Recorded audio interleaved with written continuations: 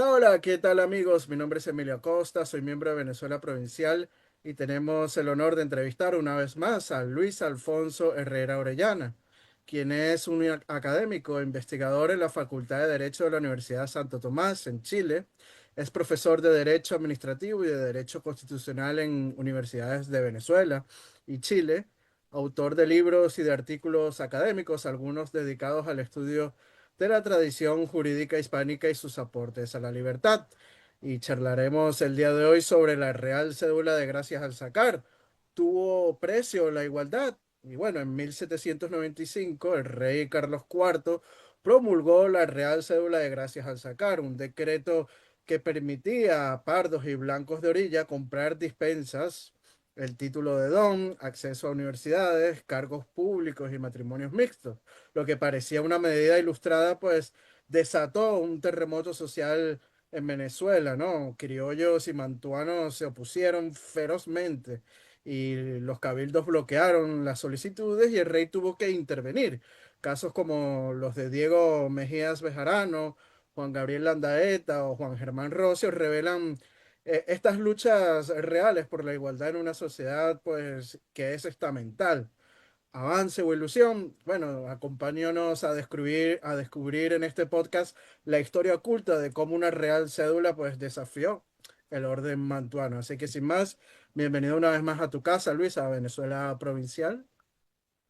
Muchas gracias, Emilio, una vez más por tu invitación y por la oportunidad de compartir con tus seguidores, a quienes agradecemos la atención que nos vayan a brindar este espacio en esta oportunidad, pues para reflexionar y conversar sobre un tema muy polémico y que es muy importante porque es de aquellos que nos permiten, si es que nos entregamos a una reflexión seria, eh, comprender mejor lo que fue nuestro pasado común y poder derivar de ese conocimiento, de esa comprensión, en qué medida, ¿verdad? Allí ya se lograron conquistas, avances que pueden ser muy relevantes para problemas contemporáneos, no solamente desde un punto de vista de cultura, de conocimiento general, sino también aplicado, ¿no? Y yo creo que eso, espero, lo vamos a poder encontrar en esta conversación de hoy sobre esta Real Cédula.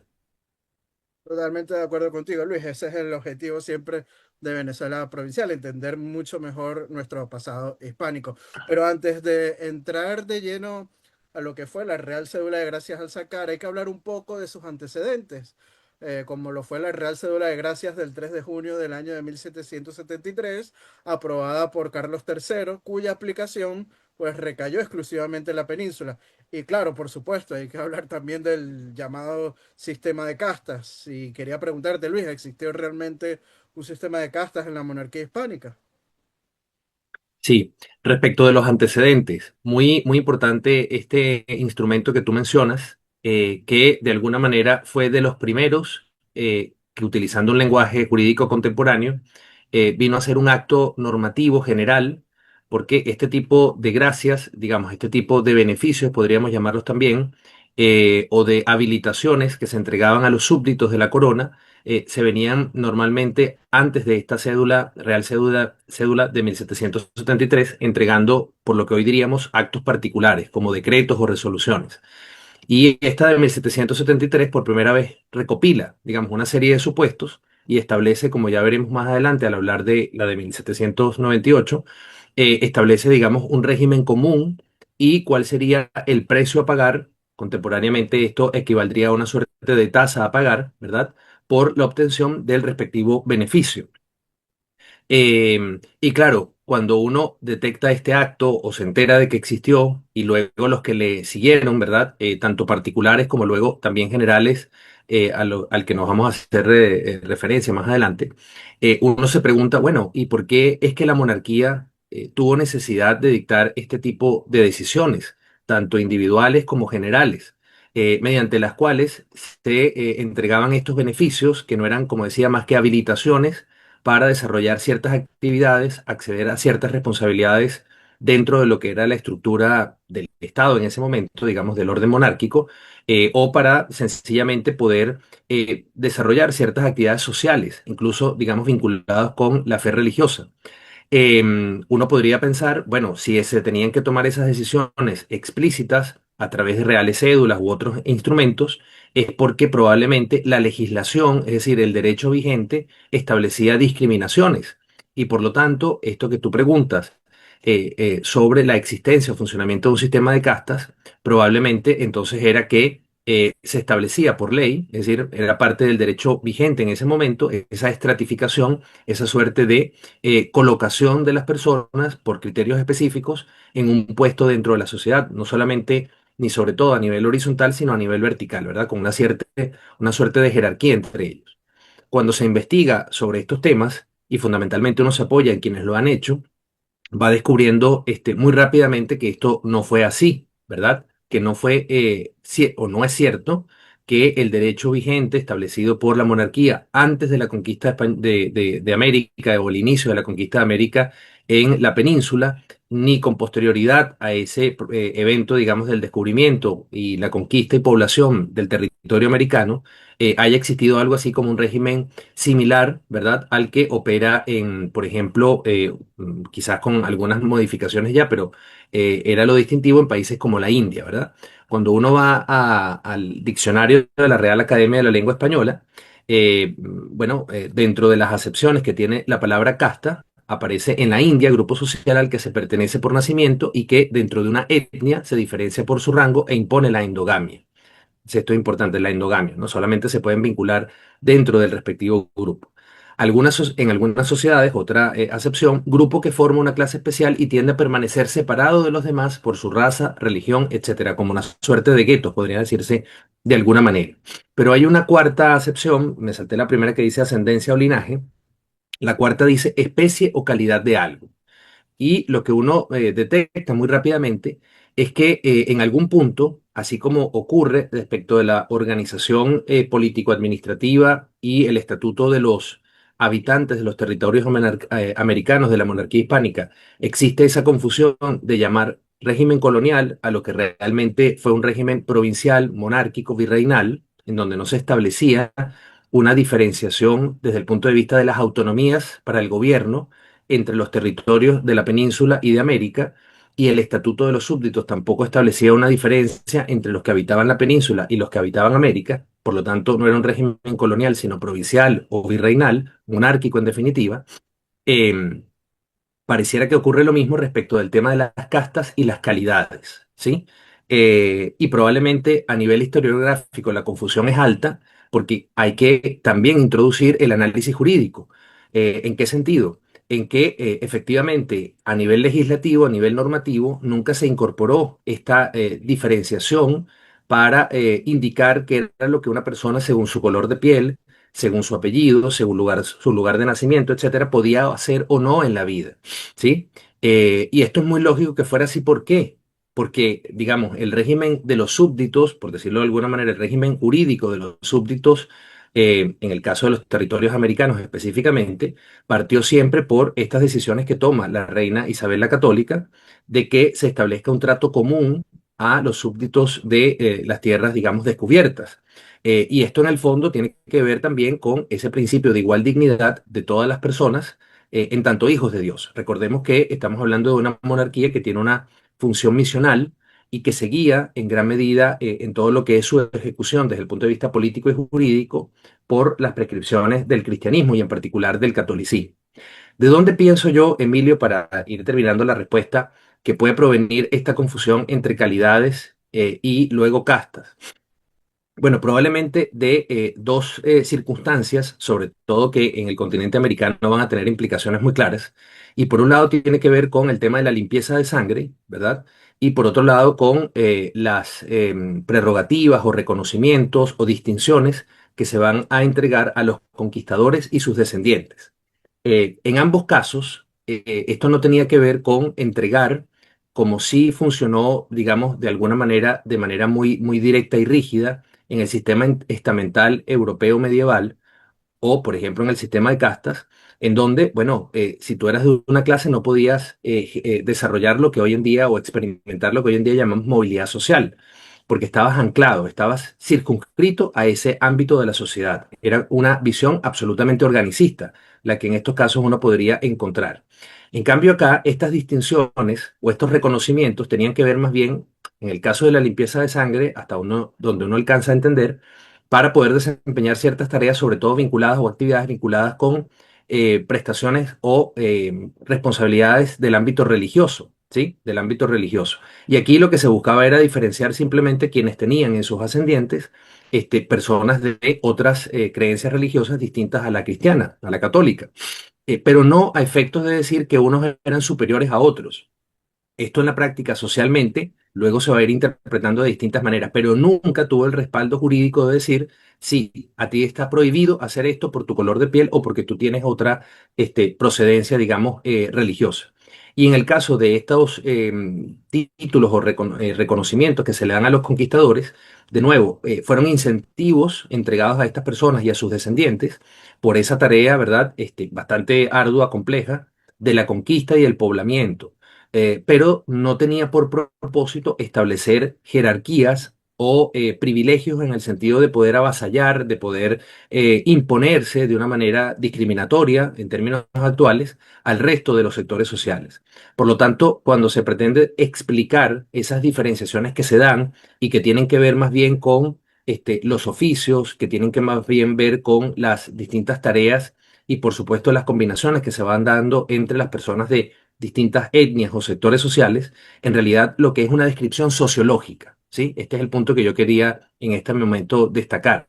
Es una perspectiva sociológica, pero que no se traduce en un reconocimiento jurídico, sino que, como vamos a ir indicando a lo largo de la conversación, jurídicamente el sentido es contrario a esa sociología. Es decir, mientras que sociológicamente se pretende derivar, por ejemplo, de estos dos mecanismos, una estratificación social, la política monárquica y la normativa indiana, digamos, en general de la monarquía, va en contra de esa sociología. No, no, es que eso no es admisible. Y estas reales cédulas son un ejemplo de eso que estoy señalando, ¿no? Y también hay que traer a cuenta, Luis, lo que dicen muchas historiadoras como Pilar Gonzalo y Solange Alberro, que muchas veces la historia se suele estudiar desde la perspectiva anglosajona, que es otro modelo totalmente diferente al hispano, ¿no? Entonces quieren tratar de replicar ese modelo en el mundo hispano, que era pues muy distinto. Pero bueno, siguiendo el tema que nos acontece, Luis, me gustaría preguntarte, ¿qué motivó realmente a Carlos IV y a la corona española a promulgar la Real Cédula de Gracias al sacar en 1795? Y si fue un intento genuino de promover la igualdad social en las provincias americanas, o más bien, como señala cierta historiografía, una medida fiscal para aumentar los ingresos en tiempos de crisis económicas derivadas sobre todo a las guerras que estaba cometiendo la monarquía hispánica en aquel momento. Sí, bien, sobre lo que señalas respecto de a partir de qué marco teórico uno se aproxima al pasado y trata de comprenderlo. Efectivamente, uno de los errores que se suele cometer siempre, y esto ya es casi un lugar común cuando se habla hoy en día de temas históricos, es que se pretende comparar el pasado con el presente. Y en realidad lo que tendríamos que comparar siempre es qué es lo que comienza a ocurrir a partir del siglo XVI en los territorios de América, de la América española en todo caso respecto de lo que ocurría antes al interior de las comunidades indígenas, en primer lugar, de las comunidades originarias de América, y también respecto de lo que ocurría en la Europa, digamos, más tradicional, más medieval, con esta idea de los estamentos o incluso en aquellos ámbitos donde funcionó el sistema feudal. Porque a veces hasta por ahí se suele decir que también la América monárquica, la española, digamos la monarquía española funcionó con criterios feudales, etcétera, ¿no? Entonces, la comparación tiene que ser con respecto a lo que había antes. Y si uno hace esa comparación, rápidamente va a encontrar que efectivamente, quizás en parte porque eso era coherente, como decía, con la visión misional y por lo tanto el fundamento teológico, ¿verdad? Que inspiraba toda la normativa y toda la política indiana, bueno, perdón, monárquica española desde tiempos anteriores al descubrimiento de América, pero también porque desde el punto de vista, digamos, de las capacidades de que fuera de otra manera era imposible por la inmensidad de los territorios, por las distancias, por los tiempos de comunicación, etcétera. De modo que en la práctica se va a generar, en primer lugar, una diversidad social de intercambios, de relaciones, por un lado, y por otro lado, una diversidad étnica que en ningún momento fue cuestionada desde el punto de vista formal. Yendo al documento en particular, a esta Real Cédula de Gracias al Sacar. Efectivamente, cuando uno lee el documento, uno podría en abstracto decir simplemente fue un mecanismo para, bueno, resolver un problema práctico. Mira, nos llegan muchísimas solicitudes, muchísimos reclamos por este asunto de que en algunos territorios de las Indias occidentales, ¿verdad? O de, los territorios americanos, hay personas que les impiden, ¿verdad? Sus semejantes, sus coterráneos, realizarse estas tareas. Y eso no tiene base jurídica, por lo tanto el Consejo de India regularmente otorgaba, digamos, estas solicitudes, pero lo hacía de manera individual. Y eso, claro, generaba un trabajo bastante considerable. Por eso, como decía antes, en algunos momentos la corona decide dictar actos generales para englobar esas solicitudes y establecer de una vez, bueno, mire, el que quiera esto tiene que cumplir estos recaudos, tiene que pagar esta tasa, que tenía otra denominación en esa época, y se le otorga lo solicitado. Yo me voy a permitir leer muy rápidamente, Emilio, en este texto del profesor Guillermo Morón, su Historia de Venezuela, la página 601, este es el tomo 4, un fragmento de esa real cédula para que las personas que nos escuchan lo tengan presente. Dice. Así, por ejemplo, se cita con frecuencia la Real Cédula de Gracias al Sacar. Hubo dos, en realidad. Una firmada en Aranjuez, se refiere al caso de Venezuela, o de la provincia, la Capitanía General de Venezuela, el 10 de febrero de 1795 y otra fechada en Madrid el 3 de agosto de 1801. Se trata de un arancel para obtener diversas mercedes o gracias reales. La introducción de la primera cédula dice, el rey, por cuanto habiéndome consultado mi Consejo de Cámara de Indias una carta de naturaleza en favor de un extranjero para comerciar en aquellos dominios, y hecho presente que los servicios pecuniarios que por gracias a esta clase se imponían a los que las obtenían, no guardaban proporción con la importancia de ella. Tuvo por conveniente prevenir al mismo tribunal tratase de arreglar la cantidad que en adelante debería satisfacerse por las indicadas gracias llamadas al sacar, que fuesen de otro valor, según corresponde a su naturaleza y circunstancia. Para su cumplimiento se tuvo presente en la Cámara un expediente promovido antes en ella sobre este asunto e igualmente el arancel o tarifa modernamente formado por la Cámara de Castilla y mandado a observar por mi real cédula de 3 de junio de 1773, como también la práctica observada por las Indias y formándose por mi contaduría general de aquellos dominios con fecha de 10 de septiembre del año próximo pasado un nuevo arancel con arreglo a lo tratado y acordado en el asunto, y visto por mi fiscal, se me hizo presente en consulta de 20 de octubre siguiente, ser el que tenía por justo y arreglado, y conformándome con su dictamen, he venido a aprobar el referido arancel. Y luego añade el autor mencionado, las gracias al sacar son un conjunto de dispensas y mercedes, algunas de las cuales se obtenían desde el siglo XVI, como las relativas a las compras de cargos. Ya hemos advertido en su lugar que los cargos vendibles del mejor postor no solo se adquirían con la tarifa establecida, sino que el postulante debía tener, además del dinero, las cualidades pertinentes, es decir, ciertas condiciones adicionales que se solicitaban. Entonces, como vemos, formalmente es un acto mediante el cual se remueve un obstáculo no puesto por el derecho vigente, no puesto por la misma monarquía, sino un obstáculo, podría decirse, social, una resistencia, sea de autoridades locales o sea de otros particulares, a permitirle al solicitante realizar una determinada actividad. Efectivamente, la monarquía encuentra que por el beneficio que va a obtener esta persona de remover, ¿verdad? O de, digamos, eliminar ese obstáculo social, o eventualmente también podría estar en alguna institución eclesiástica, por ejemplo, el obstáculo, bueno, por el beneficio que vas a obtener, se te va a cobrar, ¿verdad? O se justifica el cobro, en esa época se entendió así, de un determinado arancel o tasa. Pero, ¿verdad? Más allá de obtener una vía de recaudación, me parece importante aquí destacar una vía de ingreso para la corona que podía ser mayor o menor según la cantidad de solicitudes que recibiera. La verdad es que lo que se ve, sobre todo por otros análisis que hacen respecto del trabajo del Consejo de Indias, los historiadores en este tema, es que era muy frecuente que esto ocurriera. ¿M? Y frente a la perplejidad que le generaba a las autoridades en la península, que en los territorios americanos, se diera tanta resistencia para que personas con las capacidades, con los conocimientos, con, digamos, ya las habilidades adecuadas para desarrollar esas tareas o dedicarse a ellas, porque no tenían ningún impedimento legal, entonces se los impidieran, se los obstaculizaran.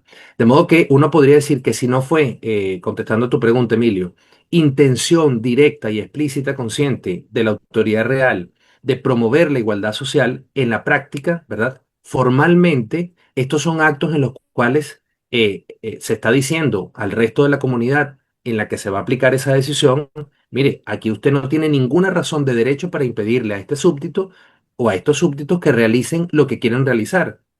Por lo tanto, aténgase a derecho y permítaselo, porque de lo contrario usted va a incurrir en responsabilidad. Eso es lo que en definitiva también se está diciendo. Si la legislación indiana, como se dice, o monárquica, hubiese sido de castas, entonces estas solicitudes tendrían que haber sido rechazadas. ¿Por qué? Porque precisamente se la daban a personas que no tenían socialmente la autorización o habilitación para poder desarrollarlas, que estaba en algunos casos reducido fundamentalmente a los que se consideraban españoles. Y eso tenía que ver un poco con este procedimiento de limpieza de sangre que antes mencioné. Españoles jurídicamente eran todos, porque eran súbditos de la corona por igual. De modo que en la práctica esto era una arbitrariedad. Es como hoy en día, Emilio, cuando una persona le impide a otra arbitrariamente, un privado a otro privado, realizar una actividad, existe en muchos países la vía del amparo constitucional. Tú utilizas el amparo a veces contra autoridades, pero también a veces contra privados. ¿Por qué? Porque los privados pueden arbitrariamente, sin tener base jurídica para ello, impedirte ejercer un derecho constitucional en materia laboral o en cualquier otra área. Y allí la vía del amparo puede ser para corregir. Bueno, estas solicitudes y estas reales cédulas vienen a responder en ese momento histórico, pero estamos hablando, y eso es lo impresionante, no estamos hablando del siglo XX, estamos hablando del siglo XVII, estamos hablando del final del siglo XVIII. Entonces veamos en comparación con lo que había antes, que si era estamental, que si era segmentado, caramba, que aquí hay una dinámica y una eficiencia en términos jurídicos. Otro tema es el sociológico, sobre el que podemos ahondar luego, de resistencia, ¿verdad? Pero jurídicamente es muy avanzado, porque claramente el rey no tiene ningún problema en decir, claro, estas personas pueden, yo le voy a colocar este cobro para beneficiarme también, pero fundamental, o para que la monarquía obtenga estos recursos, pero en definitiva se le está permitiendo hacer algo que por derecho le corresponde. Es lo más parecido a lo que hoy en día podemos entender como una autorización administrativa. Solo que en ese momento era contra la resistencia social y no para remover un obstáculo que el propio rey haya puesto contra estas personas para discriminarlas. ¿Qué opinas de aquellas personas que dicen que esta Real Cédula fue una simple medida fiscal que buscaba, pues, objetivos recaudatorios, y no más bien que velaba por la igualdad, si podemos llamarlo así, de los súbditos? No pareciera que fuera, digamos, por lo que hoy en día todavía sigue siendo este tipo de medidas en términos de impacto en el presupuesto. Es decir, la principal medida de recaudación, por supuesto, son los impuestos, ¿ah? Los impuestos que propiamente tal se le colocan a las actividades económicas que la autoridad política en cada momento histórico considera susceptibles de aplicársele, ¿no? Distintos tipos de impuestos. Ahora, aquí estamos hablando, más allá de que en algunos casos para la época los montos a pagar pudieran ser considerables, sencillamente estamos hablando de un mecanismo que aportaba ingresos al tesoro, pero que, y esto lo tenemos que tener muy presente, frente a la reacción que genera, si para la corona hubiese sido, digamos, algo más bien marginal en términos tanto de coherencia jurídica. Mira, que hay unas personas que están siendo impedidas de hacer algo a lo que tienen derecho. Bueno, coherentemente, pues tenemos que permitírselo, por un lado. Solo que vamos a obtener este beneficio. Pero si hubiese sido algo marginal, mira, son muy pocos, en realidad esto no tiene, digamos, mayor relevancia, vamos a negarlo. ¿Por qué? Porque la tensión social, que luego vamos a poder comentar, genera el otorgamiento de estas reales cédulas. Para la corona podía ser un precio mayor a pagar. Sin embargo, eso no los detiene, ¿verdad? Sino que se otorga esta real cédula y luego se van a seguir otorgando. Em, y efectivamente, lo del tema del beneficio económico puede que esté presente, pero eso es algo bastante razonable, tanto en ese tiempo, Emilio, como en este, porque, de nuevo, muchos documentos que nosotros, los ciudadanos en las repúblicas actuales o en las monarquías parlamentarias necesitamos, solicitamos, están, digamos, sujetos al pago de tasas. Y las tasas no son consideradas un mecanismo, digamos, arbitrario per se, salvo cuando tiene precios prohibitivos, supongamos el caso, pero en general pagamos esas tasas. ¿Por qué? Porque con eso se financia el servicio que hace posible el otorgamiento de un determinado documento, una constancia, una certificación, una licencia, un permiso, una autorización. Digamos que no hay ninguna arbitrariedad. Entonces, si el argumento es, a ellos no les importaba el tema de la igualdad, a las autoridades en esa época, lo que les importaba era solamente obtener financiamiento, Bueno, habría que ver si eso comparativamente con los impuestos era mucho o era poco. Sin duda era un aporte más al presupuesto de la corona, pero fundamentalmente me parece que lo relevante aquí es que no tuvieron dudas en cuanto a la justicia, por decirlo de otra manera, en otorgar o en el otorgamiento de estas reales cédulas y en responder positivamente a las solicitudes de pardos, de mestizos en general, de indios, ¿verdad? Que eran quienes principalmente solicitaban estas reales cédulas o estas gracias al sacar. ¿Por qué? Porque no tenían las calidades que sociológicamente se pedían o se consideraban necesarias para poder dedicarse a ciertas tareas. Pero que esas calidades no eran en modo alguno requisitos en la ley o previstos en leyes o en ordenanzas, etcétera, al menos emitidas por la monarquía. Eso también vale la pena destacarlo, Emilio. La normativa producida por los cabildos, es decir, por las autoridades dentro de los virreinatos o dentro de las provincias o de las capitanías generales, podían contradecir la legislación o la normativa que venía de la península. Esto también es interesante destacarlo. Uno tendría que pensar, oye, debió ser al revés, porque si aquí todos eran americanos, más bien debían ayudarse entre sí. Y eso va a explicar un poco por qué ya en tiempos de la secesión, ¿verdad? De la así llamada independencia, más bien ese grueso de la población, ese ámbito, digamos, vamos a agruparlo bajo la palabra mestizos, es decir, los que no eran blancos criollos en sentido estricto, o esa parte que en Venezuela se le llamó mantuanos, ¿verdad? Ese sector de la sociedad, porque eran contrarios a la secesión y más bien reivindicaban a la monarquía. Claro, porque es que esa legislación que venía de la península y esas decisiones reales que venían de la península usualmente le favorecían, porque eran coherentes con el régimen que se habían puesto desde la conquista. En general, era un régimen no de exclusión, sino de tratamiento igualitario, porque en el fondo la razón era teológica, todos son hijos de Dios y por lo tanto no pueden haber discriminaciones odiosas. ¿Ah? En cambio, el derecho producido en los territorios americanos sí que podía establecer o pretender darle valor jurídico a estas calidades. Entonces, si tú no tienes esta condición, sino esta otra, puedes hacer esto, no puedes hacer otro. Y estas reales cédulas venían de alguna manera a derogar, por decirlo de alguna manera, en el sistema de jerarquía de fuentes de esa época, a derogar o a dejar sin efecto lo que en el territorio americano se aplicaba.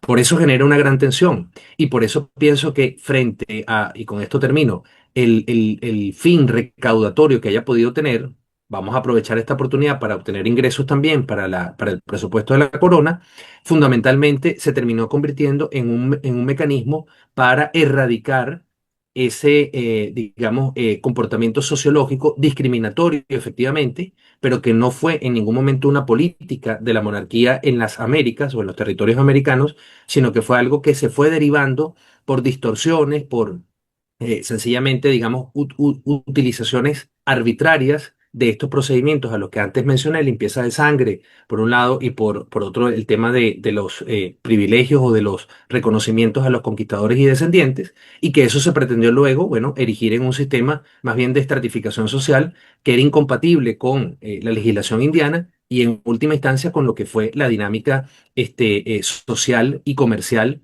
de la vida en estos territorios de América en la monarquía española. Señalando un poco la interrogante que dejaste sobre en cuanto al porcentaje de lo que pudo haber significado la Real Cédula de Gracias a Sacar con respecto a otros impuestos, historiadores como Parra Pérez, Caracciolo Parra Pérez, dicen que fue un porcentaje irrisorio, ¿no? Con lo que pudieran recaudar otros impuestos, otras tasas, llamámoslos así, de esa manera, o aranceles, ¿no? Pero bueno. Siguiendo el tema que nos trata el día de hoy, Luis, en Venezuela, pues como tú bien has dicho, la cédula generó un fuerte rechazo por parte de estos sectores criollos o mantuanos y el Cabildo de Caracas que incluso, hay que decirlo, pidieron su anulación.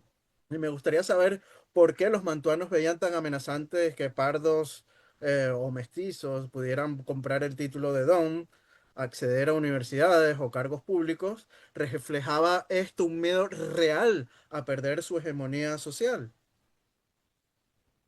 Sí, de nuevo, utilizando una palabra contemporánea, uno podría pensar que en el fondo, pero ya vamos a ir más al detalle, le tuvieron miedo a la competencia, ¿sí? Es decir, le tuvieron miedo a que personas con mejores habilidades, mayores conocimientos incluso un interés genuino en desempeñar estas tareas de una forma mucho más eficaz, ¿verdad? En términos también económicos, les desplazaran, ¿sí? Y eso es algo que pareciera que todavía hasta el presente en nuestras sociedades hispanoamericanas sigue estando allí, ¿no? Ese temor porque vamos a buscar la forma de protegernos, un sector económico o un sector social o un sector político, para que quienes quieren, ¿verdad?, venir de alguna manera disputarnos estas actividades no lo puedan hacer. Por fortuna, hoy en día yo creo que es universal, ¿verdad? Salvo en algunas excepciones, la defensa de la competencia, entendía, digamos, como esa oportunidad que toda persona debe tener individualmente o asociativamente para dedicarse a una actividad y que sean los beneficiarios de esa actividad, es decir, los usuarios, los consumidores, en un sentido amplio, quienes decidan, quienes lo hacen mejor y quienes se mantienen y quienes tienen que salir. ¿Verdad? O sea, tú tienes que medirte en cuanto a tu calidad, en cuanto a tu eficiencia, Pareciera que en esa época justamente, bueno, se pretendía seguir viviendo de alguna manera de una perspectiva social muy medieval, en ese sentido, es decir, muy del título, de la creencia en que la sangre de alguna manera hacía distinciones, en los apellidos, en fin, en estos elementos que en realidad para una sociedad que se iba modernizando en términos de producción, en términos de crecimiento demográfico, en términos de demanda de servicios, ya eso no funcionaba porque eso no produce riqueza. Es decir, todos estos criterios como de mayor preeminencia social, evidentemente entraron en crisis cuando las sociedades se fueron haciendo mucho más longevas en edad, mucho, en un crecimiento demográfico mayor, pero sobre todo más plurales, ¿no? Y eso en el ámbito de los territorios americanos de la monarquía hispana, bueno, va a ocurrir de una manera mucho más evidente que en otras partes del mundo, porque aquí no hubo exterminio de los habitantes originarios, ¿ah? Sino que por el contrario hubo una integración. Entonces, más rápidamente esto comenzó a ser un tema. Fíjate, para ir a la respuesta a tu pregunta, en este texto de uno de los autores que de algún modo pues ha contribuido a promover un poco esa idea o contribuyó en su momento a promover esta idea de las castas, digamos como parte del régimen jurídico de estos territorios, que es el profesor Ángel Rosenblatt, en este texto de la población indígena y el mestizaje en América, él justamente en el capítulo en donde habla de que supuestamente existió un sistema de castas, ¿no? Hace él mismo estas aclaratorias que creo que conectan muy bien con el por qué estos sectores que se podían considerar perjudicados por las reales cédulas, de gracias al sacar reaccionan de esta forma tan violenta y tan, uno podría pensar, irracional. Dice Rosenblatt, claro que este régimen de castas no tenía la rigidez del de la India antes de la penetración europea. Con todo, las distintas castas, que en realidad debería decir calidades, se diferenciaban por el origen racial, tenían posibilidades distintas para el acceso a los cargos públicos, distinta función en la milicia, diferentes ocupaciones y trabajos, estaban organizadas a veces en gremios distintos, tenían posibilidades diferentes para el acceso a los establecimientos de enseñanza, estaban sometidas a un régimen distinto de tributación, vestían de manera distinta, tenían limitaciones en cuanto a la residencia en las ciudades o pueblos, llegando aún a la segregación en un mismo territorio, ¿no? Em, Estas diferencias, dice más adelante, se esfumaban en gran parte en la práctica y era muy fácil que mestizos y mulatos de sangre india o negra atenuada y de buena posición económica o social pasaran por blancos. Además, estas diferencias tenían sin duda más importancia en las grandes ciudades virreinales como México y Lima, que en la periferia del territorio virreinal. Entonces, él mismo destaca que esto que se pretendía de alguna manera imponer rígidamente, como tenía era una base sociológica y no una base jurídica, que fuera respaldada por las autoridades reales en su aplicación efectiva en los territorios de América, entonces evidentemente que te hacía aguas, ¿no? Y lo que en la práctica podía ocurrir en algún momento, en algunos casos, digamos, sobre todo porque al momento de registrar en las parroquias a los nacidos, justamente para evitarles muchos sufrimientos o muchas dificultades, se les colocaba la calidad de españoles, a pesar de que desde el punto de vista del color de piel pudieran, entre comillas, no corresponder a esa calidad, ¿sí? Entonces había mucha, digamos, como lo explica una de las autoras que tú mencionaste, la profesora Pilar eh, Gonzalo. Gonzalo, efectivamente. Ella lo explica muy bien tanto en el libro dedicado a este tema como en distintas conferencias que están disponibles y que sería muy bueno que también los oyentes pudieran consultar, ¿no? Esto era, digamos, muy difícil de predeterminar como algún sector de la sociedad colonial pudo pretender. ¿Qué pasa? Cuando se entregan estas reales cédulas, y en particular esta de 1798, claro, lo que ocurre es que actividades que antes estaban, podríamos decirlo en términos actuales, reservadas sociológicamente, es decir, por una cuestión no respaldada por el derecho, sino más bien por una situación de facto, estaban reservadas a un grupo de la sociedad, y ese grupo de la sociedad era el que las podía desarrollar o podía, digamos, permitirle a otros que lo hicieran según su conveniencia. Bueno, el rey lo que viene a decir es, no, no, esto lo puede hacer esta persona perfectamente como lo pueden hacer ustedes. Entonces, claro, se le empiezan a quitar privilegios que habían adquirido de facto, no porque se los había otorgado alguna norma jurídica, que es lo que se suele ocurrir, por ejemplo, en los estados modernos contemporáneos, ¿no? En donde son los estados, el poder legislativo, el poder ejecutivo, quienes otorgan, por un acto formal, privilegios, ¿no? Lo que serían, por ejemplo, los monopolios creados por los estados. Bueno, eso era como una especie de monopolio de facto para realizar ciertas actividades o para ir a la universidad o para poder dedicarse al comercio. Y claro, al eliminar estos monopolios, tú le quitas poder a estas personas, y ahí es donde uno tiene que preguntarse por qué estas personas nunca se vieron como parte de una comunidad mayor, por qué estas personas que estaban en estos sectores, digamos, más acomodados, o que tenían estos apellidos, o que tenían esta vinculación con los conquistadores, o que de alguna manera eran parte de estas familias que demostraron esa limpieza de sangre, siguieron pensando en términos de nosotros somos más que los demás. Bueno, eso efectivamente ocurrió. Y esto, uno podría decir, estamos hablando de un periodo en el que la Revolución Francesa recién ha ocurrido, pero no podría decirse que esto es efecto de la Real Cédula, ni mucho menos de lo que estaba ocurriendo en Francia. Cuando uno se pregunta, ¿habría sido posible una ilustración hispana? Bueno, aquí tenemos un ejemplo de esto, sin mucho, digamos, alboroto, sin mucha, desde el punto de vista institucional me refiero. Caramba, fue un acto de cordura jurídica. Sí, es que les corresponde entregarlo. Pero ¿qué pasa? Estas personas reaccionan muy mal. Y fíjate, por ejemplo, acá también el profesor Morón, en el texto en el mismo tomo que mencionaba antes, tiene una cita de un reclamo que le presentan em, los integrantes del Cabildo de Caracas al rey por esta real cédula. Es interesante esto que nos comenta Luis, porque justamente también me gustaría traer a colación una gran obra que se llama La disputa del pasado, España, México y la leyenda negra, que habla de este tema, ¿no? De cómo eran el supuesto sistema de casta y también los ascensos sociales en la monarquía hispánica. Y cita lo siguiente este libro, abro comillas. Lamentablemente, María Arana se quedó en la frecuente mala interpretación de las pinturas de castas, aunque a través de ellas podría haber llegado al guanajuatense Juan Gil Patricio Morlete Ruiz, 1713-1772, hijo legítimo de padre español y madre india, y apadrinados por dos mulatos, y a la historia de la formación de la Real Academia de San Carlos de Nueva España, que nos da pinceladas del funcionamiento de la sociedad virreinal. Morlete alcanzó la élite y desde allí, junto a otros maestros pintores, la mayoría mestizos o mulatos, firmó una solicitud al virrey en 1753 para garantizarse las barreras de entrada. So excusa de dignificar su arte como restringirlo a españoles. Ellos eran por así tenidos porque la calidad de español trascendía el color de la piel. El decreto de 1783 de Carlos III, el de la ignorancia, como le suelen llamar la gente que no le cae muy bien el rey, que fundó la Real Academia, cumplió su anhelo de elevar el arte de la pintura, pero sus estatutos abrieron la puerta a todos. Fin de la cita.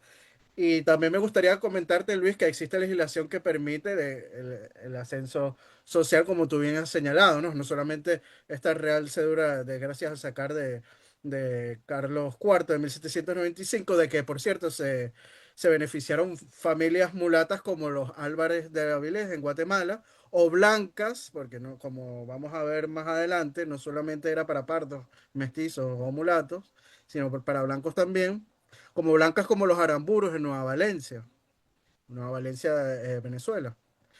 O anteriormente la Real Cédula del 8 de julio de 1790, donde se prohíbe registrar a los blancos pobres de una raza diferente. Y cita lo siguiente, abro comillas, la Real Cédula. Color quebrado entiende serlo todos los de servicio, resultando de esto que si un hombre o mujer blanca, pero pobre, se pone a servir, se asienta su descendencia en los libros de ellos entre los negros, zambos y mulatos, y queda degradada, haciendo este peligro nota odioso al servicio para la gente blanca. Aquí está prohibiendo que suceda esto, ¿no? Fin de la cita de esta Real Cédula. O sea que aquí vemos que es que no existía un sistema de casta rígido en el cual se te registraba por el color de piel, ¿no? Hasta los blancos podían, puede ser, como se llamaba en la época, degradado, ¿no? En aquel momento. Pero bueno, perdona que haga este inciso, pero eh, era necesario hacerlo. Absolutamente, ¿no? Enriquece muy bien lo que venimos conversando, porque son evidencias de cómo la política pública, lo llamaríamos hoy en día, institucional de la monarquía, era abrir caminos.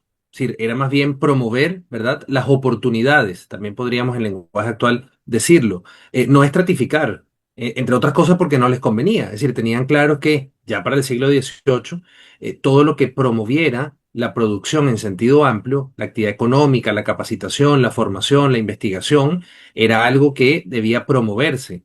Estamos en un periodo en el que sin necesidad de una revolución radical, sangrienta, se tiene claro que el trabajo, el estudio, la formación y la industriosidad en sentido económico eran algo fundamental. Y la corona responde a eso. Es decir, ya la base teológica, la base jurídica le permitía actuar en esa dirección, pero también se ve que hay una perspectiva, digamos, de avanzar en esa dirección. Sin embargo, no todos la compartían, ¿sí? Porque el que entiende que el status quo le beneficia, claro, cualquier reforma, cualquier modificación, cualquier variación de ese status quo lo va a considerar como una amenaza y por lo tanto va a rechazar o va a reaccionar violentamente. Me parece que lo más simple para los espectadores en el tiempo actual para comprender esto es que se estaban defendiendo monopolios. Solo que esos monopolios no estaban vinculados con la nacionalidad o no estaban vinculados con una materia prima, sino que el monopolio en ese momento se quería hacer depender o se quería justificar a partir del color de la piel, a partir de esa ascendencia, digamos, pura, en sentido cristiano, de que no habían personas de otras creencias religiosas, digamos, en tus ascendientes, o por cualquier otro criterio que nunca fue otorgado precisamente con estos fines, sino simplemente como distinciones o como ciertos beneficios, pero no para generar una discriminación entre los súbditos, ¿no? Pero volviendo a la pregunta que me hacías de cuál fue la redacción, quería leer muy brevemente esta parte del texto del profesor Guillermo Morón, sobre la reacción de la Real Cédula. Yo había dicho más temprano 1798, perdón, 1795, ¿no? Dice él, cuando la cédula de 1795 llegue a Caracas, encontrará una gran resistencia para ser puesta en ejecución por parte del Cabildo. El 14 de abril de 1796 se lee el documento que se había extraviado, sin duda como fórmula para retardar su consideración por parte del cuerpo. Luego aquí indica, digamos, todo el reclamo que inicialmente se le presenta al ayuntamiento y más abajo, cuando habla, digamos, del reclamo propiamente tal, el texto del reclamo, cita lo siguiente, ¿no? En esto, el Cabildo de Caracas hablaba por sí y acaso por coro, pero en la mayoría de las ciudades los pardos ejercían esos oficios, sin distinción, de lo cual se quejaron los regidores caraqueños alguna vez. No se conforma el ilustre ayuntamiento con esa acta, sino que hace una representación al rey el 28 de noviembre de 1796, firmada en pleno por la sala capitular. Es una larga exposición sobre los inconvenientes de aplicar la cédula. Un párrafo define el asunto.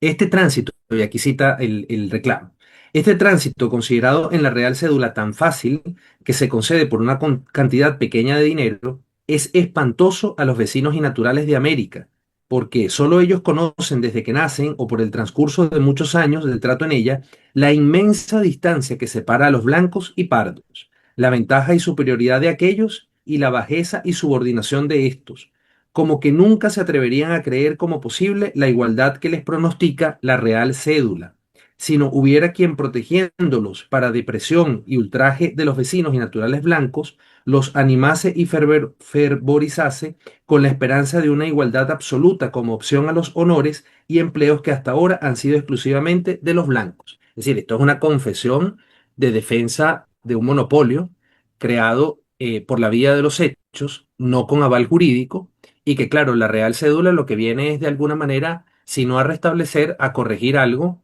y las que tú has mencionado también, esos otros actos, algo que en la práctica una parte de los súbditos, porque tenían ciertas ventajas que el resto de los sectores no tenían, ¿verdad? En términos económicos, en términos de relaciones, etcétera, y también de participación en las instancias monárquicas de la administración, digamos, de la monarquía en los territorios de América.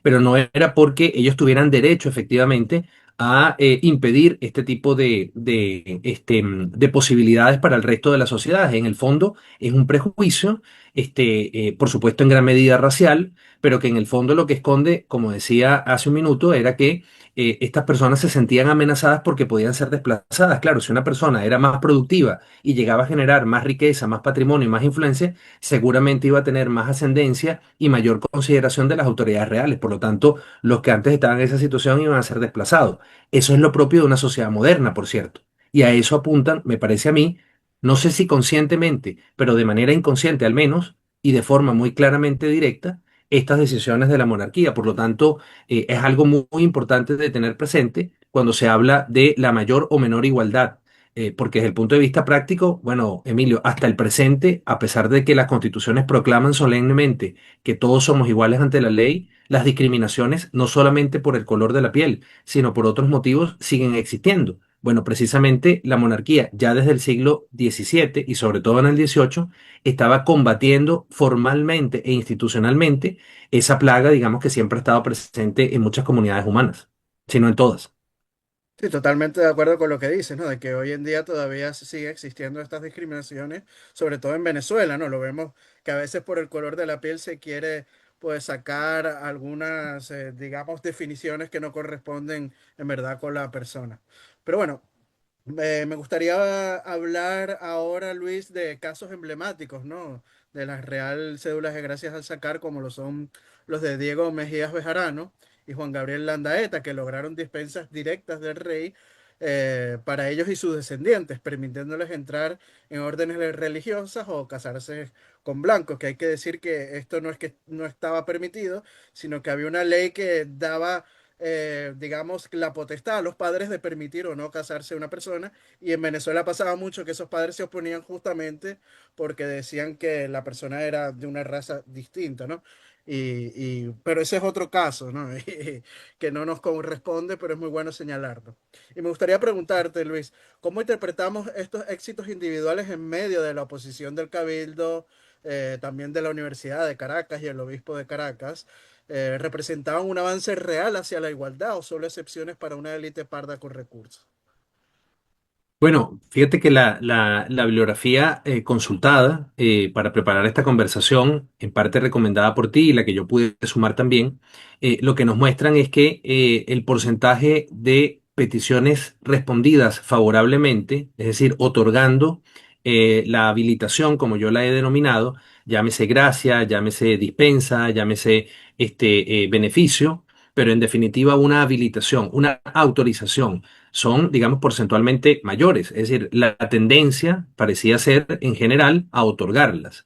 Y eso lo que muestra, entre otras cosas, desde el punto de vista de tu pregunta, Emilio, es que jurídicamente, dado que el derecho indiano, el derecho aplicable pues a las comunidades de la monarquía hispana en América, en estos siglos XVI, XVII y XVIII, era muy diverso, era muy complejo, ¿verdad? Porque una parte se generaba en la península y otra parte en los territorios americanos. Bueno, es una parte, al menos una porción del derecho generado en los territorios americanos, pretendía establecer, ¿verdad? Conforme a esta idea de castas o de estamentos, podría ser también, esa suerte de estratificación.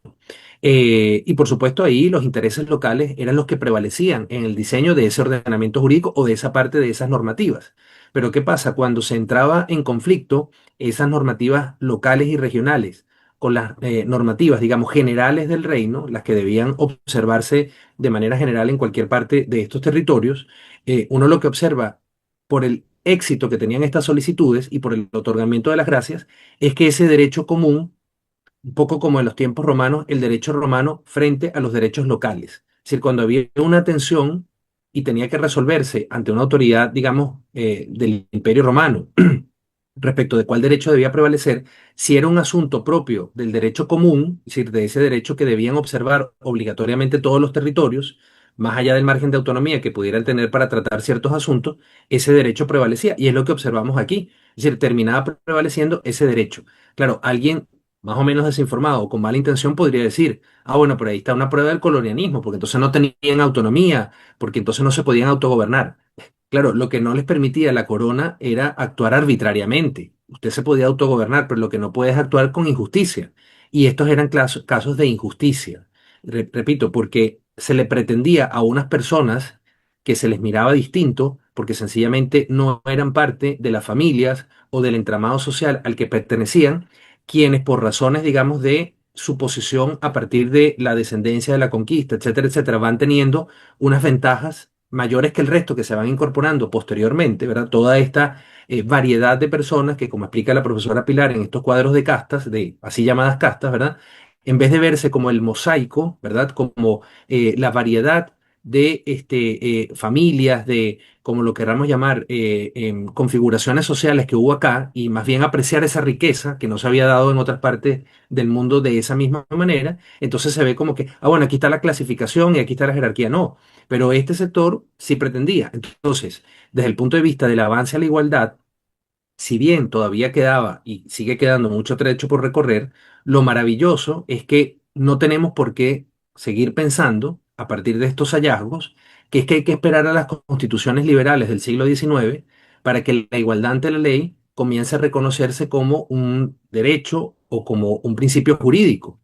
Aquí es verdad que no utilizan, ¿verdad?, las autoridades reales de pronto esa fórmula de derecho a la igualdad, porque el lenguaje de los derechos individuales no existía, no era necesario, por cierto, que existiese, pero sí se reconocía la condición jurídica. Y por lo tanto, estos casos que tú mencionas, estos casos individuales, lo que muestran además es la eficacia de ese sistema jurídico. Estamos hablando de personas que no tenían influencia ni en su territorio, ni tampoco en la corte, que estaba bien lejos de donde ellos vivían. Entonces, es muy curioso porque muchas de las críticas que hoy en día se le hacen a los poderes judiciales es que los poderes judiciales suelen responder favorablemente, sobre todo a quienes tienen poder de influencia, pero a las personas más débiles, a las personas, ¿verdad?, más vulnerables, no, porque sencillamente, bueno, a lo sumo pueden encontrar quien los represente judicialmente.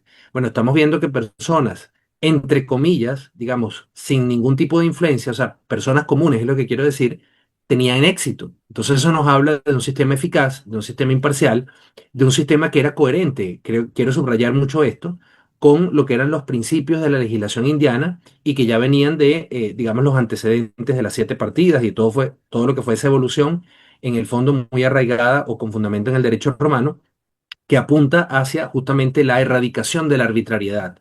Y aquí tenemos ejemplos de eso. Por lo tanto, resulta muy sorprendente cuando se habla de este periodo en términos de un derecho del antiguo régimen, absolutista, estratificador, discriminatorio, es que no tiene fundamento. Eso era lo que querían más bien estos sectores de la sociedad por los monopolios y privilegios que fueron generando de facto, ¿verdad? Que el ordenamiento jurídico monárquico no pudiera cambiar. Pero aquí vemos claramente que en la práctica, al menos hasta el siglo XVIII, justamente hubo un avance muy importante hacia esa igualdad jurídica que ya en la normativa, digamos, general, debió reconocerse en lugar de lo que se hizo, que fue establecer más bien discriminaciones arbitrarias, ¿no? Pero en los territorios, no desde la península. Es importante señalar, Luis, que muchas personas cuando hablamos de la Real Cédula de Gracias al sacar, tratan de tergiversar la Real Cédula señalando como que, mira, es una prueba de que había un sistema de castas que estratificaba a la sociedad, cuando es todo lo contrario, ¿no? Y que los pardos, pues, eran disegregados, ¿no? Que no se les daba, eh, digamos, una igualdad social. Pero como hemos dicho anteriormente, esta Real Cédula benefició no solo a los pardos, sino también a los blancos y sobre todo a los blancos de orilla. Y bueno, cuando hablamos de blancos de orilla nos referimos también a los peninsulares, porque lamentablemente la historiografía suele definir a los blancos de orillas como a los canarios, pero no eran solamente los canarios, también las personas pobres que venían de la península, como puede ser un ejemplo José Tomás Bóves, ¿no? Que era Por considerado ejemplo. un blanco de orilla en la Capitanía General de Venezuela. Y me gustaría saber, Luis, y preguntarte, ¿cómo influyó esto en las tensiones entre diferentes grupos en la sociedad provincial venezolana y si fue un factor que aceleró las divisiones previas a la independencia? Bueno, muy buena pregunta porque normalmente se suele sostener, por ejemplo, en lo que son los estudios jurídicos, pero también en los estudios de historia en general, que las razones o las causas, en parte al menos, por los cuales se genera esta guerra de independencia, es porque supuestamente había un régimen de opresión, de explotación económica, de abuso, etcétera, ¿no? En donde, bueno, esta idea equivocada de colonia era la que operaba y por lo tanto esto eran territorios simplemente de los cuales se extraía para que dentro de esa visión distorsionada, bueno, me imagino que en la península vivieran como todos, hoy serían multimillonarios, ¿no? Sin hacer absolutamente nada, simplemente parasitando a los pobres habitantes de los territorios americanos, una suerte de caricatura. Y la verdad es que uno lo que observa es que solamente quienes tenían estos monopolios de facto se podían considerar perjudicados y por lo tanto comenzar a elucubrar la posibilidad de separarse de esas autoridades que estorbaban para sus planes. ¿Ah? Eh, Porque el resto más bien, mientras no llegaban a posiciones de poder, lo que más les convenía al resto de estos sectores sociales, pardos, indios, mestizos, mulatos, etcétera, negros también, personas de color negro, era, bueno, que ese régimen se mantuviera. Uno no sabe si, con el paso del tiempo, si las cosas se hubiesen dado de otra manera, cuando la movilidad social hubiese llegado a niveles, digamos, muy superiores y todas las personas de distintos sectores sociales hubiesen podido ocupar, digamos así, libremente o con bastante libertad cualquiera de estas tareas, de pronto esa idea de autonomía iba también de todas maneras a desarrollarse. Es muy factible que fuera cierto, pero ¿cuál quizás habría sido la diferencia? Que allí ya habría sido a partir de una idea efectivamente de autogobierno en donde todos tienen participación. ¿Me explico? Es decir, en la medida en que la movilidad social se extiende y en donde tanto dentro del ámbito del Estado o de la autoridad política como del ámbito de la sociedad y del mercado, las personas pueden interactuar, digamos, por regla general, de manera libre, es decir, ejerciendo su libertad individual o asociativa, bueno, evidentemente allí hay una capacidad de autogobierno que no es discriminatoria, que no es que unos se aprovechan de otros, sino que hay más bien una cooperación social. Y eso hubiese podido eventualmente llevar también a una separación. Pero no es eso como sabemos lo que ocurre. Lo que ocurre es que el sector que se está aferrando a sus monopolios, ¿verdad? Que se está aferrando a sus privilegios, no otorgados por la corona, sino adquiridos de una manera más bien bastante cuestionable en términos jurídicos, sino en contra del derecho aplicable, sobre todo el derecho común, proveniente de la península, bueno, se resiste a estos cambios. Y eso sin duda va a terminar generando tensiones muy, muy fuertes, porque cuando uno ve los testimonios, como un poco el que leía antes, son testimonios bastante irascibles, bastante iracundos, ¿no? El rechazo que se da a esto, porque era como una especie en el fondo, dentro de lo que son las emociones políticas, de asco. O sea, ¿cómo es posible que nos van a equiparar? Eh, pero lamentablemente estas personas lo que nunca entendieron es que eran hispanoamericanos. Y la esencia de Hispanoamérica es el mestizaje, es la diversidad social. Y es, por cierto, nuestro principal, digamos, capital humano, ¿no? Precisamente esa variedad que tenemos y todavía no lo terminamos de descubrir. Voy a leer sobre esto que me preguntas, un parrafito breve del texto del profesor Caracciolo Parra Pérez, El régimen español en Venezuela. Él dice esto: dada la constitución social de la colonia, no puede hablarse de tiranía específicamente española o de falta de tiranía activa de parte de los americanos. La reacción contra el régimen republicano, que en 1812 halló calurosa acogida en las clases bajas, en lo que se llama pueblo, vino sobre todo del temor que éste abrigaba a ver consolidada y aún reforzada la dominación de las altas clases con la desaparición del elemento ponderador representado por los funcionarios europeos.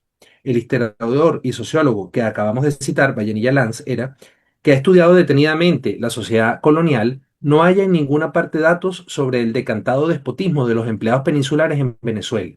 Los verdaderos opresores de, la llama él también, las castas inferiores, dícenos, no eran los efímeros agentes metropolitanos, sino los oligarcas criollos, que, ejerciendo todas las funciones públicas, gobernaban y tiranizaban. En efecto, hechos y testimonios conformes demuestran que, muy al contrario de cuanto repiten algunos escritores, la situación de los recién llegados de España a las colonias era poco envidiable y que en vez de explotar y maltratar a los criollos, los peninsulares sufrían del increíble desdén de aquellos que se negaban a darles sus hijas en matrimonio. Y ahí, bueno, sigue un poco el relato la manera en que estas personas, digamos, los blancos criollos, en el caso de Venezuela específicamente los llamados mantuanos, entienden que sencillamente están por encima del resto de la sociedad. Es decir, son radicalmente opuestos a esta idea de igualdad. Eh, de oportunidades, en definitiva las llamaríamos hoy en día.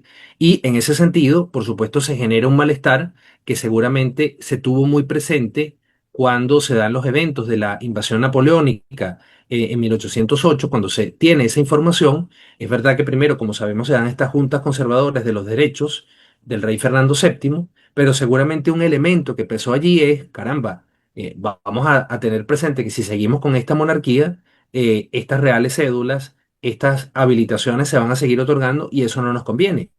Y por eso seguramente allí hubo una influencia muy importante de esto.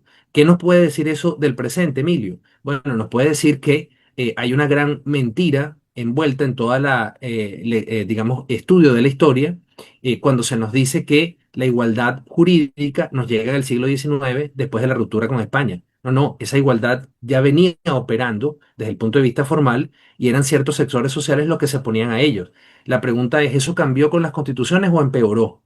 Y muy probablemente la respuesta que vamos a encontrar, al menos durante buena parte de la historia de las repúblicas hispanoamericanas, es que empeoró. Es que empeoró. ¿Por qué? Porque quienes pasaron a ser custodios de esas constituciones provenían de esas élites o de grupos que estaban de acuerdo con esas élites que lo que querían era la segregación, no la autoridad monárquica. Por eso es tan importante el estudio de estas reales cédulas y en particular esta de 1793 para el caso de Venezuela, ¿no? Sí, bueno, de hecho, hay historiadores como Elías Pino y Turrieta que dicen que la Real Cédula de Gracias al Sacar de 1795 es, digamos, uno de los causantes de la guerra de independencia. En su obra La Independencia Palos habla sobre ello. Pero también antes de pasar a la siguiente pregunta, Luis, me gustaría citar tres casos de blancos que solicitaron la gracias al sacar, ¿no? Para que aquí no estén diciendo que uno está inventando lo que estamos diciendo, ¿no? Y hablando gamelote. El historiador Pedro Manuel Arcaya pues analiza tres casos de estos blancos y son Juan Álvarez Rodil, Gabriel de Aramburo, que era escritor, en Venezuela, y Rafael Diego Mérida, que fue rechazada. Curiosamente, Rafael Diego Mérida será futuro ministro de Policía de Simón Bolívar durante la Guerra de Independencia y que luego se llevarán muy mal, ¿no? Diego Mérida y Bolívar. Pero bueno, vamos a pasar a la siguiente pregunta, Luis. Y bueno, a pesar de las ratificaciones reales en 1801 de esta Real Cédula de Gracias al Sacar de 1795 y fallos favorables del Consejo de Indias, hay que decir que la universidad y otras instituciones siguieron poniendo trabas por el color de piel, ¿no? Incluso después de la independencia. Y me gustaría saber por qué la Real Cédula de Gracias al Sacar no logró una igualdad efectiva en Venezuela. ¿Y qué nos dice esto sobre los límites del reformismo borbónico frente a las estructuras virreinales arraigadas? Sí, bueno, larga sería la respuesta para entrar en detalle, así que intento ser sintético, Emilio.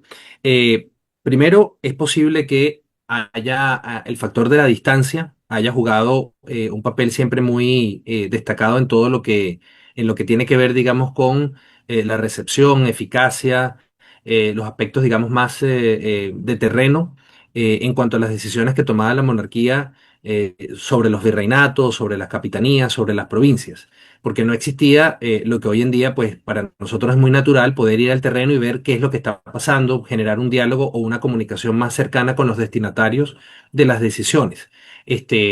Luego eran realidades geográficas y en alguna medida culturales también distintas, ¿no?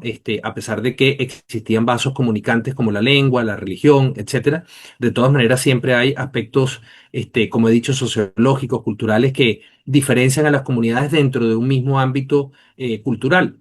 Y todo eso lo tenemos que tener presente cuando nos preguntamos por qué no fue más eficaz, por qué de alguna manera no logró todos los resultados esta política que podríamos en su conjunto denominar de inclusión y generación de oportunidades para todos los súbditos de la corona. No tenía ese nombre efectivamente y no existía esa conciencia en esa época, pero uno podría reinterpretarla de esa manera. Y probablemente tenga en gran medida que ver con las ideas dominantes. Es decir, pareciera que mientras una parte de la población no fue afectada por ideas que reforzaran la importancia del color de piel, la importancia de los títulos nobiliarios, la importancia de los vínculos familiares, etcétera, sino que, bueno, entendían que dependían fundamentalmente de su trabajo, de su esfuerzo, que tenían la oportunidad de poder ir mejorando socialmente y con ellos sus familias. Bueno, otro sector de alguna manera se amparó o se refugió en estas ideas antiguas, ¿ah? Que en algún momento pudieron tener sentido en la Europa, digamos, medieval, pero que ya en los tiempos modernos, que es donde se va desarrollando renacentistas modernos, ¿verdad? Toda la experiencia de la monarquía española en América, comenzaron a ser anacrónicas. Y en lugar de abrirse a esa, digamos, posibilidad de evolucionar, bueno, decidieron, digamos, atrincherarse. Entonces, sin un cambio en las ideas, es muy difícil que eso pueda, digamos, aceptarse de una manera positiva y más bien generar colaboración desde el punto de vista de su aplicación. A lo que voy es con que habría que preguntarse qué tipo de educación recibían estas personas o qué tipo de información tenían. Hasta donde uno entiende, sobre todo en el caso de Venezuela, probablemente en otros territorios también hispanos, esto fue así. Hubo mucha influencia de las ideas ilustradas, ¿sí? Eh, Ilustradas en el sentido francés, fundamentalmente, ¿no? Y allí, por supuesto, hay muchas ideas que pueden, en definitiva, terminar decantándose por una visión planificada, una visión de jerarquías mal entendidas en la sociedad. Ah, bueno, para que la sociedad funcione, los mejores tienen que estar a la cabeza, esos mejores son ellos mismos los que se definen como mejores, no a través de un proceso de competencia, de apertura, y digamos los demás deben estar subordinados, porque solamente algunos tienen ilustración y otros no. Y eso, bueno, vinculado con el tema de quién sabía leer y escribir o quién podía haber accedido o no a la universidad, se podía ir generando como esa idea que en lugar de, oye, ¿por qué esto no ampliarlo para que cada vez más personas lo puedan disfrutar y podamos crecer como comunidad? No, no, esto lo vamos a mantener nosotros y los demás que estén más bien a merced o subordinados a nosotros. Entonces, digamos, formalmente avanza la idea de igualdad, la monarquía la apoya, sea porque se quería beneficiar financieramente de ellos, no pareciera que esto era lo significativo, sino que pareciera que simplemente quería corregir una arbitrariedad, es decir, que lo jurídico tuvo un peso muy importante en estos casos, ¿verdad?, de gracias al sacar, pero que sociológicamente se enfrentó con esto y no hubo quizás en la inversión de tiempo. Caramba, hay que cambiar esta mentalidad, hay que buscar la forma de que estas personas dejen, digamos, de mantener estas posiciones también dentro del clero, hay que decirlo. Pareciera que un sector de la iglesia también era afín a estas ideas, digamos, más bien de discriminación y que algo muy importante, tú lo has dicho, no era solamente por un tema de color de piel, porque muchos blancos también eran discriminados, era más bien un asunto como de abolengo, de prestigio, de quién entraba en el grupo y quién no. De hidalguía. Exactamente. Y lo que es más grave, Emilio, es que pareciera que esas mentalidades todavía pueden estar al día de hoy presentes. Digamos, un asunto más bien como de pertenencia a ciertos grupos que repugna a la idea de dignidad igual de todas las personas. Es decir, las personas per se, todas somos, seamos creyentes o no en el tiempo actual, reconocidas como iguales en dignidad y lo que debería definirnos en términos de nuestra posibilidad de realizar una o tal tarea son nuestras capacidades, cualidades, responsabilidad, en fin, una serie de virtudes, ¿verdad?, que deberían ser lo determinante. Eso, lamentablemente, me parece, no fue lo que se logró, digamos, en términos educativos, y por lo tanto hubo este rechazo. Pero es un rechazo que finalmente no solamente frustra lo que habría sido un proceso de ilustración hispana, pero no era una ilustración racionalista, sino que era más bien una ilustración fundada en esos valores clásicos tradicionales, correctamente entendidos, de igual dignidad de las personas. Eso se rechaza, lamentablemente, y las élites que van a conducir la secesión, más bien van a reivindicar y a ratificar esa visión que ellos tienen de que hay personas que valen más que otras por su ubicación social o por su color de piel. Y contra eso tenemos que seguir luchando. Ahora, me parece que lo que en ese periodo indiano se generó en términos, digamos, de doctrina, como puede ser toda esta reflexión de los teólogos de Salamanca o luego toda esta legislación indiana, nos da herramientas mucho más potentes que el moderno derecho constitucional, debo decirlo, porque el actual simplemente es así porque la Constitución dice que es así, pero si la Constitución dijera que es otra cosa, no sabemos si entonces las autoridades aplicarían otra cosa. Allí no, porque ese derecho no dependía de la autoridad real como muchos creen. Ah, es que eso era así porque el rey decía no. Cuando el rey dicta estas reales cédulas es porque se está amparando o basando en un derecho natural que lo trasciende, en un derecho natural que no lo puede modificar y que por lo tanto lo que hace es obedecer, porque allí está en juego su propio destino, su propia salvación. Ese factor teológico desaparece tras la secesión y por lo tanto en el Estado laico, en el Estado digamos moderno, bueno, las autoridades no tienen ningún tipo de vinculación teológica y por lo tanto entienden que su voluntad es la medida del derecho. Por eso esas élites, a pesar de que constitucionalmente proclaman una cosa, en la práctica, en la legislación, bueno, seguimos observando discriminaciones que muy recientemente es que se han venido a combatir y a erradicar de manera más o menos eficiente en muchos de estos países, pero todavía muchas quedan. Y eso porque se apartaron de esa tendencia que ya pues en la muy difamada también dinastía borbónica, ahí estamos viendo que hay aportes importantes que vale la pena conocer y reivindicar, ¿no? Para los estudios del presente.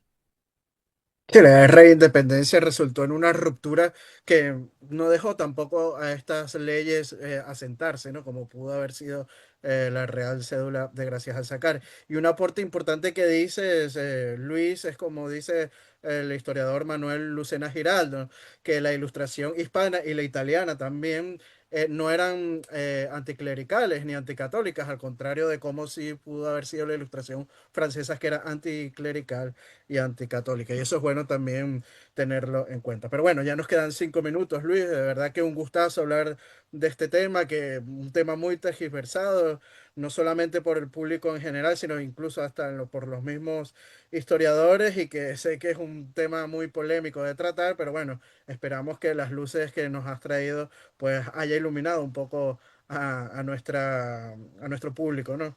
Y bueno, las cámaras de Venezuela Provincial son todas tuyas para despedirte.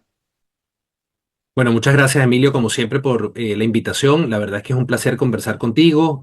Siempre aprendemos mucho escuchando los programas de Venezuela Provincial, así que a quienes nos escuchan, nos ven, seguramente ya conocen el canal. Sigan disfrutándolo, ayuden a difundirlo para que más personas se suscriban y puedan aprovechar estos contenidos que Emilio y sus invitados nos aportan. Y en particular sobre este tema, pues decir que es importante combatir la discriminación en todas sus formas. Es importante entender que eso es algo que nos debilita como especie y en particular en cada país como comunidad política y que por lo tanto aproximarnos a estos estudios de los especialistas, ¿verdad? Y a los documentos directamente del periodo indiano es muy importante porque una vez más encontramos allí un antecedente de combate a esta peste que es la discriminación por motivos raciales, por ejemplo, y que lamentablemente desconocemos pensando que funciona un sistema de castas cuando en realidad lo que vemos en la legislación son medidas para erradicar algo que sociológicamente o que antropológicamente manteníamos, pero que ya desde el siglo XVIII, si no antes, había sido combatido en el mundo hispano de una manera muy clara, justamente por esa función misional que la monarquía desde el principio siempre tuvo. Así que la invitación es a seguir estudiando, conociendo y liberarnos de prejuicios que tanto daño nos hacen hasta el presente. Así es, Luis. Totalmente de acuerdo con con las palabras que nos compartes. Y bueno, también señalar que si les gustó este video, darle me gusta y compartirlo para así llegar a más público. No dejen de suscribirse en nuestro canal de Venezuela Provincial y darle a la campanita para que estén informados de todos los vídeos que subimos a nuestro canal de YouTube. También recordarles que nuestros artículos de investigación histórica los publicamos diariamente, todos los días, en nuestras redes sociales como lo son Instagram y Facebook de Venezuela Provincial, así que no dejen de seguirnos por esas vías. También si quieren ser mecenas o patrocinantes de nuestro proyecto de divulgación histórico, pueden hacerlo a través del Patreon de Venezuela Provincial con tan solo 1 euro, lo que puede costar Luis un café, pues ya nos están ayudando mucho en esta labor de divulgación histórica. Aprovechamos para enviarle un fuerte saludo y abrazo a nuestros mecenas y patrocinantes, como lo son Gabriela Arrieta, Juan Cristóbal García, Domingo González, Miguel Curvelos y los miembros de nuestro canal de YouTube África del Valle, Antonio Miraquén e Hispanidad Unida, que esa es otra forma también de apoyarnos, haciéndose miembros de nuestro canal de YouTube. Así que bueno, Luis, te mando un fuerte abrazo hasta el otro lado del mundo, en Santiago de Chile, y hasta una próxima oportunidad. Chao, chao. Adiós. Chao, chao.